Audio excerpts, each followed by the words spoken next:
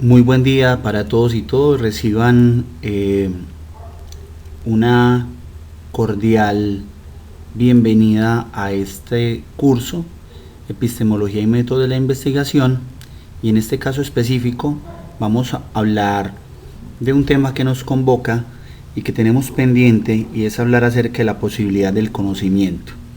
Yo espero que en este tiempo que vamos a estar compartiendo de este video poder despejar las dudas acerca primero de la temática de la posibilidad del conocimiento y luego los compromisos que tenemos para efectos del curso.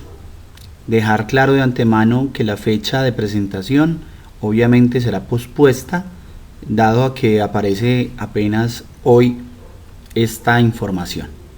Entonces las invito y los invito a que nos dispongamos a estar prestos a esta presentación, que pueda ojalá en este tiempo abordar los asuntos fundamentales que la epistemología nos plantea, y en este momento en torno, reitero una vez más, a la posibilidad del conocimiento.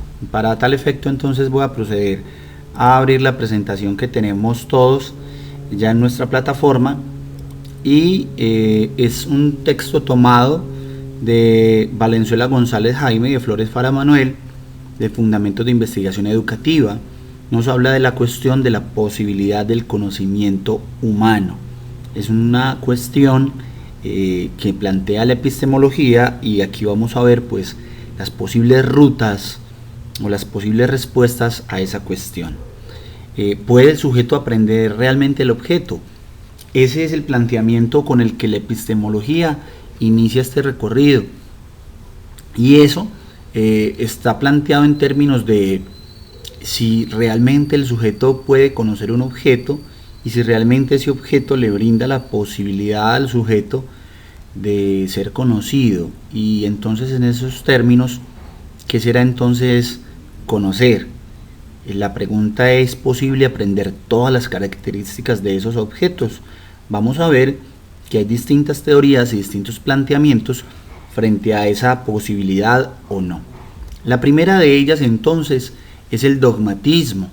Esa respuesta se plantea desde el dogmatismo. El sujeto sí puede conocer el objeto, es decir, que el dogmatismo plantea que sí puede aprehender lo que lo caracteriza. Ese aprehender con H intermedia, entendido como tomar, asir, agarrar el objeto para sí. Esta posición sustenta plena confianza en la razón humana, es decir, que el dogmatismo plantea, en efecto, sí es posible conocer, y el objeto sí le ofrece al sujeto todas las características que le son propias para que él pueda abordarlas. Aquí, como la presentación nos plantea, no se definen a sí mismas como dogmáticas. Muchas de ellas parten de la premisa, es decir, de la idea original, de que el de las cosas sí es posible, y de que fuera de toda duda la pregunta planteada por la teoría del conocimiento es absurda.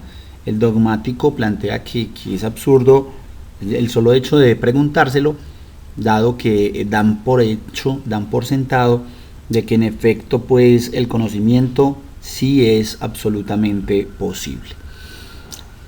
Aparece entonces la segunda postura que se contrapone al dogmatismo, y es el escepticismo. Como lo plantea nuestra presentación, nos dice que en contraste con la anterior, es decir, con el dogmatismo, el escepticismo establece que el sujeto nunca podrá conocer el objeto. Dice pues básicamente que hay que abstenerse de pronunciar juicios absolutos.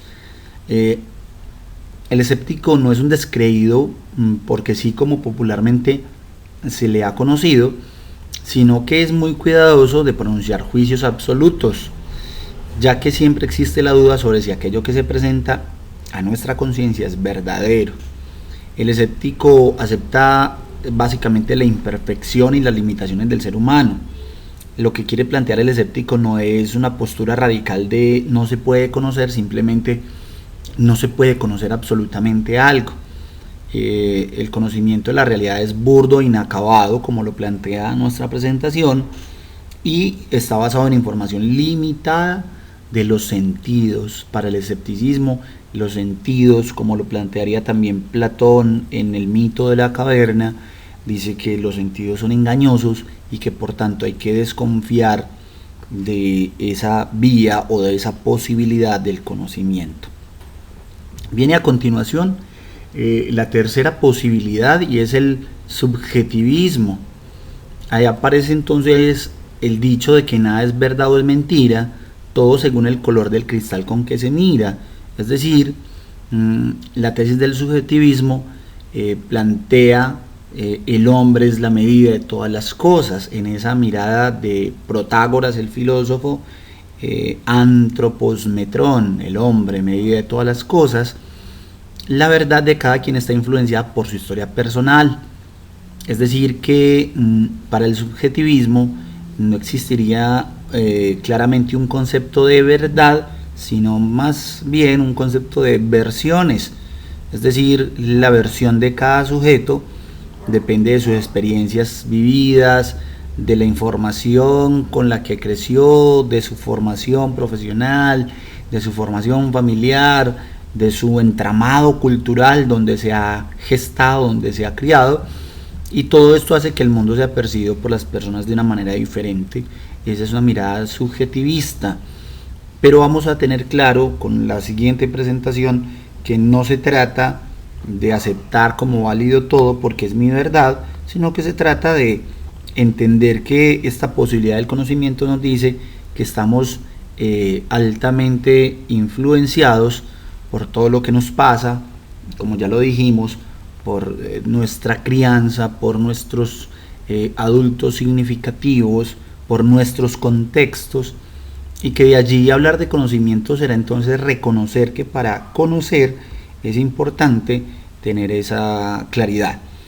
Esto es importante, queridos y queridas estudiantes, en la medida en que el subjetivismo no se aleja de lo que vamos a ver a continuación, que sería el relativismo, pero vamos a ahondar un poco más en ese asunto del relativismo. Mientras seguimos con este postulado, les voy a contar que este video, esta sesión, esta tutoría, va a quedar dividida en 3 bloques, dado que la carga en YouTube solamente admite unos videos de unos 10-12 minutos. Entonces esta es la primera parte de la clase. Nos van a quedar unos 2 minutos de este primer video para hablar básicamente entonces del relativismo. Y entonces veníamos hablando de que no es un subjetivismo, ni tampoco confundirlo de manera tal, aunque coinciden en que cada quien tiene su propia verdad, que no necesariamente coincide con la de otras personas. A diferencia del subjetivismo, entonces dice el texto, el relativismo pone énfasis en factores externos a la persona, en su posición espaciotemporal. Es decir, ahí cabe perfectamente entonces este físico matemático don Albert Einstein, que es el representante de esa postura filosófica. Cuando varias personas ven un objeto o un hecho desde diversas posiciones físicas, tendrán diversas imágenes del objeto o hecho, dependiendo de su cercanía o lejanía respecto a él, o del ángulo de observación en que se coloquen. Esto es muy importante. No es subjetivismo, porque el subjetivismo es un acompañamiento del sujeto desde su nacimiento. El relativismo dice, bueno, los hechos y la posibilidad del conocimiento es relativa a un asunto espacio-temporal, es decir, puede ser que en un momento dado algo haya sido verdad en ese momento, en ese tiempo, en ese espacio, pero se puede relativizar dado que en otro momento, en otro espacio y con otro observador no sea posible hablar del mismo conocimiento. Eso es el relativismo y no tiene nada que ver con un escepticismo en la medida en que no se crea en nada o no se crea la posibilidad del conocimiento, sino que acepta que el conocimiento entonces tendrá necesariamente que ser relativo. Hasta acá este primer momento del video. Los invito a que veamos la segunda parte.